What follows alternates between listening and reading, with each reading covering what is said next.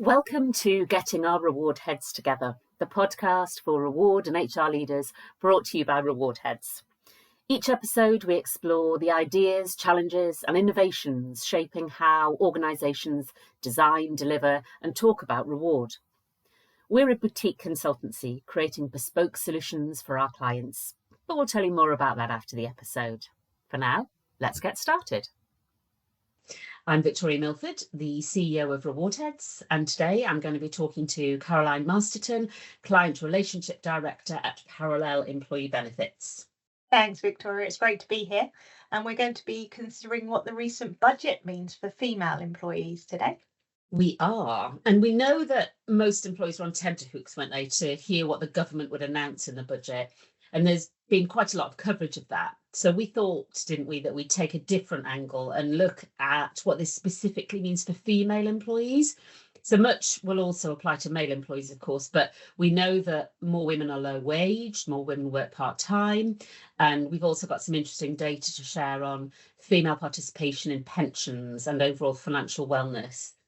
I know you talk a lot to your clients and reward communities about the national living wage, and we saw a 6.7% increase in April 2025, and we now know that there's going to be another 4.1% increase in April 2026 as well. And that's a real hit to payroll budgets right across the board, isn't it?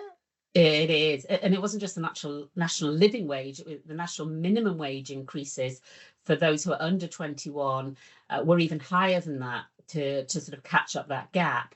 And we know the government plans longer term that there would only be one rate. So maybe that wasn't a huge surprise, but the numbers were a gasp.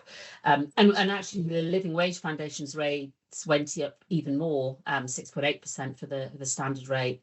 And those impacts are quite wide. So not just the obvious increases in base pay, but in pay compression challenges.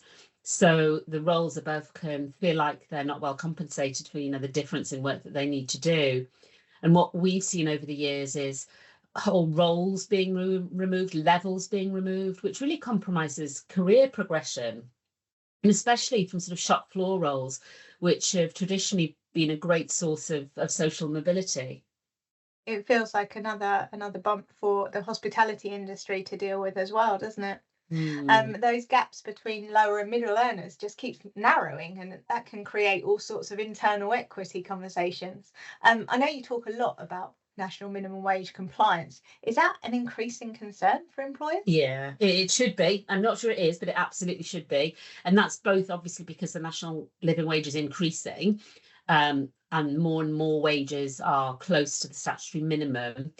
And we know that salary sacrifice schemes have been pushed a lot this year because of the big increase in national insurance earlier in the year. And that means that more people are being brought into the frame because you have to look at the national living wage. So you'd have to look at the individual's wage after salary sacrifice is taken into account when comparing it to the national minimum wage. And we also know that the government is progressing its plans for more enforcement in this area. So I think in the past, employers who had no one under, say, 30,000 a year thought they didn't need to worry about minimum wage compliance. But actually, if you just do the really simple numbers, £12.71, the new national living wage, someone working 40 hours a week would be on £26,500. Now, if they've got any kind of salary sacrifice, they're getting close already. We also know there's a lot of unpaid overtime, and that time needs to be taken into account. Calculation. So you can probably tell I've got quite a bee in my bonnet about minimum wage compliance because we've seen so many people get tripped up, over the years, because a lot of organisations just don't see the risk, and that can be very costly. It just goes to show, when I first started implementing pensions under a salary exchange arrangement, we used to think at 15,000 was the trigger point. And it just goes to show that impact of national minimum wage and also on inflation over the last decade or so. Yeah. Well, when national living wage was announced 10 years ago, it was, I think, 720. So we're almost double that now in 10 years, which is quite mind-blowing, really. It really is. And does national living wage impact women more than men? It does. Around 60% of low-paid jobs are taken by women. So we're defining those as roles that are paid below the living wage, the voluntary living wage. And we know the living wage itself is going up more steeply than the national living wage by 6.8%, as we said. So more and more people are being captured by that, and arguably even more women. There's something like 3 million women who are officially defined as low waged. 3 million. That blows your mind, doesn't it? It really does. And I think it's also worth remembering that in the UK, we define our minimum wage by the hour, and not in total pay for a month, which is what you get in most European countries. And about 1 in 3 women who are working part-time. And you compare that with around 1 in 9 men. So 3 times more likely to be part-time and have lower total earnings. And then on top of that, more likely to be in lower wage jobs. So it's all sort of compounding. And the increase in the national living wage is good for women then. Arguably, but if they are in a heavily female workforce, the impact on the total reward budget could be really significant from these increases, and there's just less budget available for other benefits, so their total package may not be as good, and also there's less available for those at the next level up and above. You know, whilst we said a lot of women are low wage, a lot of women are not, and so many women who are just above that minimum are going to see pay increases below inflation. Yeah, and well, we know that tax thresholds are being held now until 2031, so 10 years overall. More people who are low wage, and especially part-time, are going to be pulled into tax for the first time, and then it continues. So in turn, more people will be paying higher rate tax for the first time. The Office of Budget Responsibility suggests this could be as many as 7 million people paying higher rate tax for the first time ever. Yeah, and again, that's not just at the lower end of the scale, is it?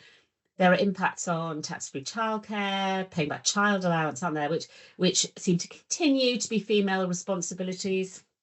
Absolutely. Although it's worth mentioning that both parents' situations reflect what happens in terms of childcare. With child benefit, the high income child benefit charge kicks in if either parent earns more than £60,000 and tapers down, so eventually disappears at £80,000 of earnings, and you essentially lose all child benefit at this point. That figure's not rising. So again, wage growth is going to impact more than just income tax and national insurance bills. And then there's the cliff edge of earning more than £100,000, which in terms of childcare sees your entitlement to tax-free childcare account wiped out. That's giving up £2,000 of childcare credit per annum per child.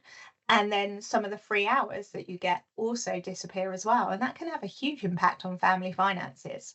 Yeah, and as you say, whilst that is about family income, it's still the tendency that the responsibility sort of falls on women, and it is women who are more likely to not go back into the workplace if the numbers don't stack up. So another one of the big topics of recent weeks has been salary sacrifice, hasn't it? Well, arguably the change has not been as significant as feared, but can you set out what the change is and what it will mean? I know you prefer the term salary exchange, don't you? I do prefer salary exchange, more because I think salary sacrifice sounds negative, and it's not a negative. You're not giving anything up. It is just a different way of paying essentially pensions or other benefits. A lot of organisations use salary exchange because it is the most tax efficient way for employees to pay into their pensions. And even with this change, it will continue to be. So essentially, for those that might not understand the phrase of salary exchange or salary sacrifice, it's like you saying to your employer, well, instead of you paying me and me putting the money into my pension, can you put the money straight into my pension and just cut me out of the equation? In the UK, anything you put into pensions up to £60,000 each year, you don't pay tax on. But with some schemes, if you're a higher or additional rate taxpayer, you pay the tax and then have to reclaim it from HMRC, which can take quite a lot of time. Current estimates are about 9 months for that high rate tax reclaim. Wow. Salary exchange just means that rather than paying tax on your pension contribution and then reclaiming it, you just don't pay the tax in the first place. So it cuts out that whole administration.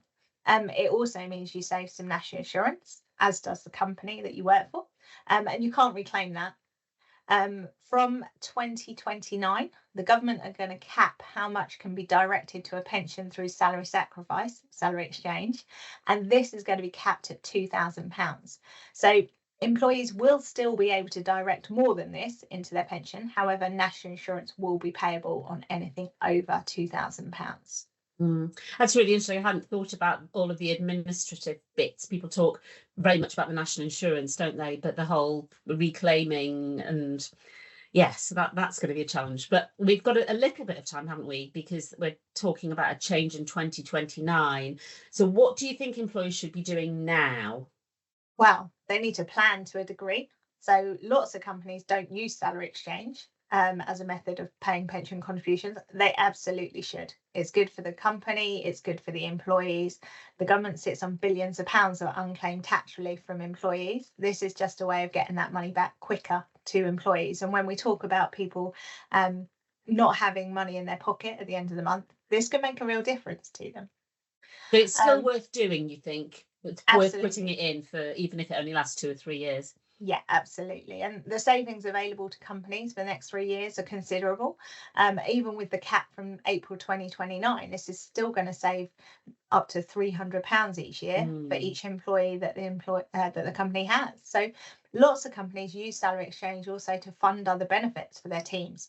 So in this instance, forward planning is going to be essential in terms of budgets and maybe even having to restructure benefit programs.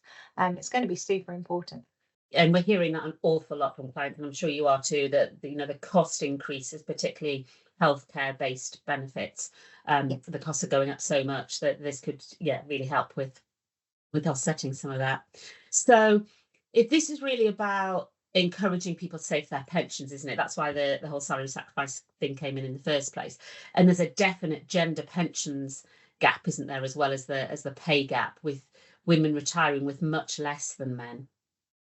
There is, and there's so many things that can impact this. Scottish Widows actually did a really useful report about women in retirement that they published last week, and it estimates that more than a third of women will face poverty in retirement.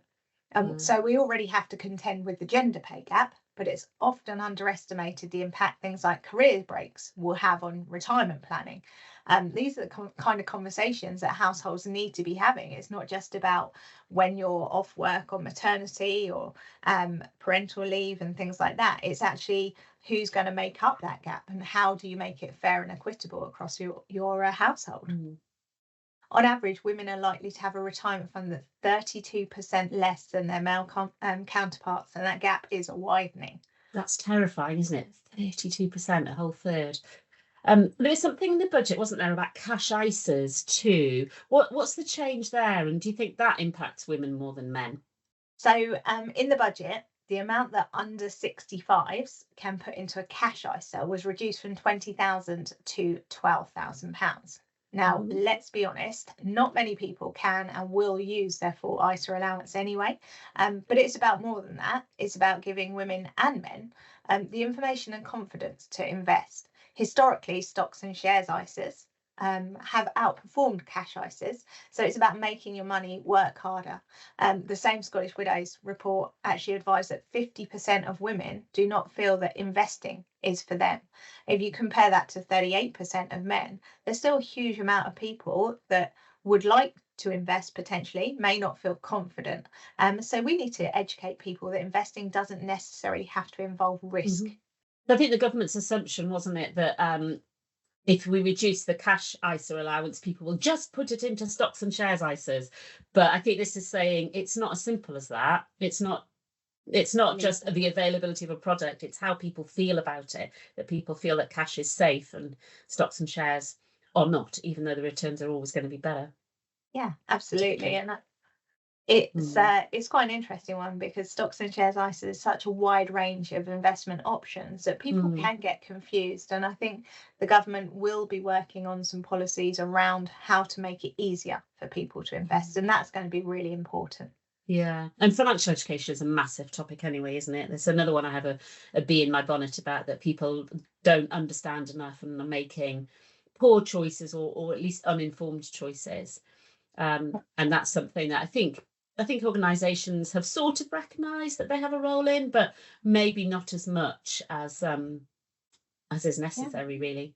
But it's interesting that actually 50% of women don't feel comfortable investing. However, opt-out rates of workplace pensions aren't very high. It's circa 2%. So of those 50%, actually a large proportion of them are already investing. They just don't necessarily realise it.